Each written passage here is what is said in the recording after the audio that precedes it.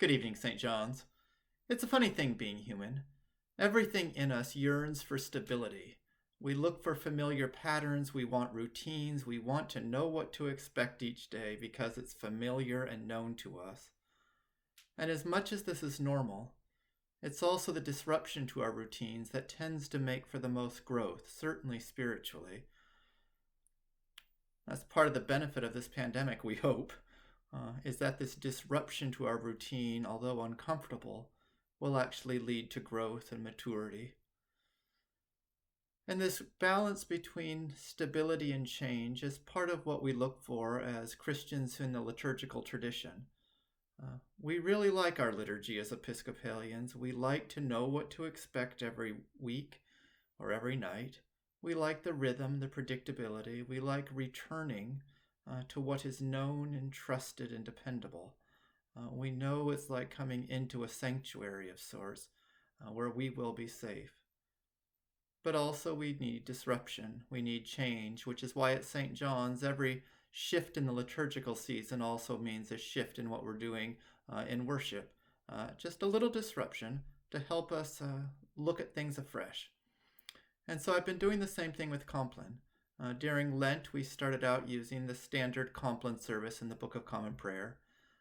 And we did the same for Easter. Then this summer, we've been using New Zealand's Book of Common Prayer. And now that we're into fall, I'd like to introduce a new service. It's called Celtic Benediction, Morning and Night Prayer by John Philip Newell. If you were in St. John's 4 years ago, our whole church read another book by John Philip Newell called it was called Listening for the Heartbeat of God. It was a study of how Christianity developed in a unique and beautiful way in Ireland. Soon, in the days, after the Roman Empire fell and we entered the Dark Ages, Christianity grew in its own tradition in Ireland, and there's all sorts of wisdom in it. And part of what the Celtic Christians were able to do was to find a way to integrate their intuitive understanding of the goodness of creation with what they had discovered in Christianity, to discover God omnipresent through God's created order. And there's a lot more that could be said, but that's enough for now. We, as a church, found Newell's book to be enlightening and light-giving. And so I'm shifting to this book of his that he wrote for prayers, both for morning and night. They're all written by him, and they're a far simpler form of prayer than we've been using so far.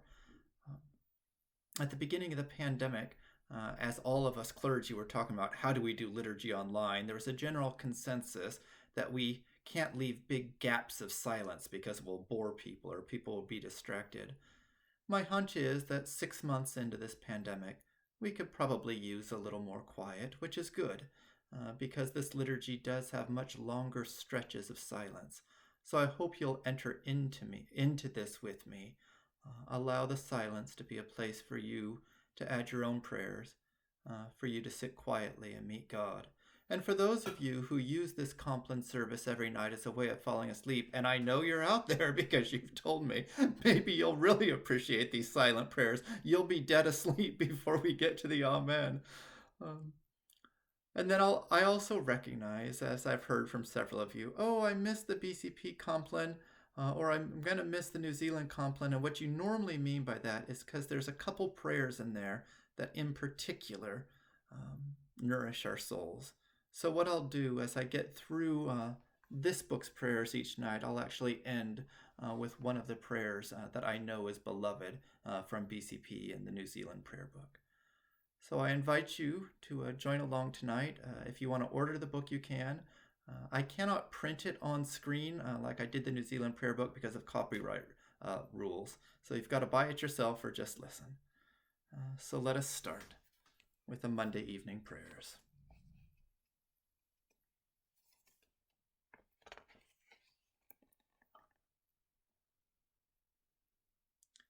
In the infinity of night skies, in the free flashing of lightning, in the whirling elemental winds, you are God.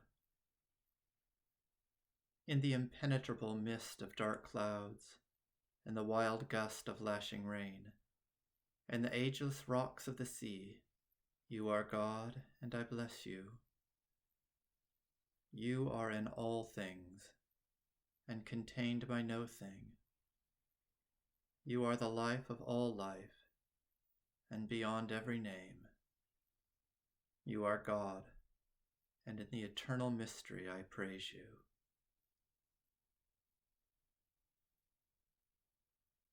Psalm 84:5. Happy are those whose strength is in you.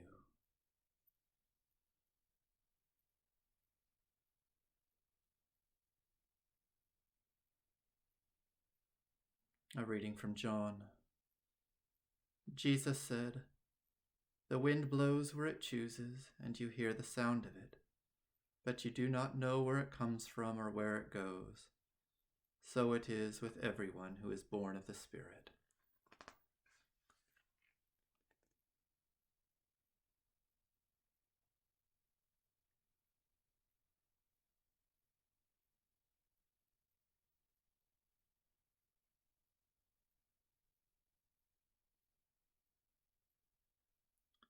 Prayers of thanksgiving and intercession.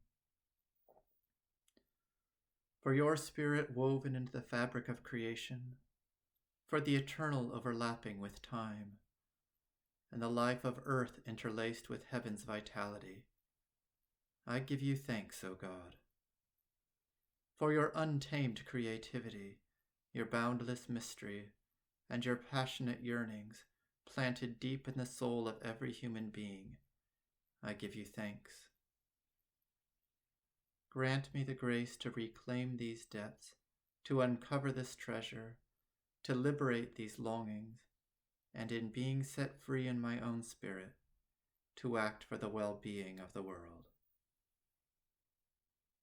I invite you to recall the events of the day and to pray for the life of the world.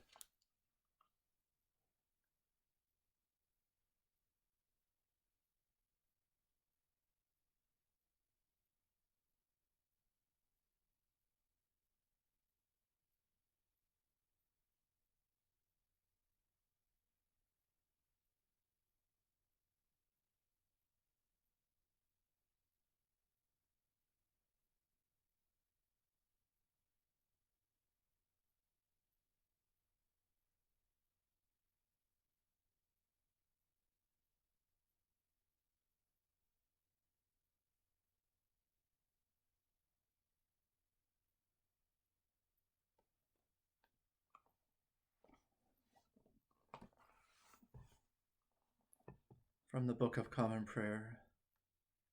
Keep watch, dear Lord, with those who work or watch or weep this night, and give your angels charge over those who sleep. Tend the sick, Lord Christ, give rest to the weary, bless the dying, soothe the suffering, pity the afflicted, shield the joyous, and all for your love's sake. Amen. And let us close with this prayer. O brother Jesus, who wept at the death of a friend, and overturned tables in anger at wrong, let me not be frightened by the depths of passion. Rather, let me learn the love and anger and wild expanses of soul within me that are true expressions of your grace and wisdom, and assure me again that in becoming more like you, I come closer to my true self, made in the image of outpouring love, born of the free eternal wind. Good night, Gig Harbor.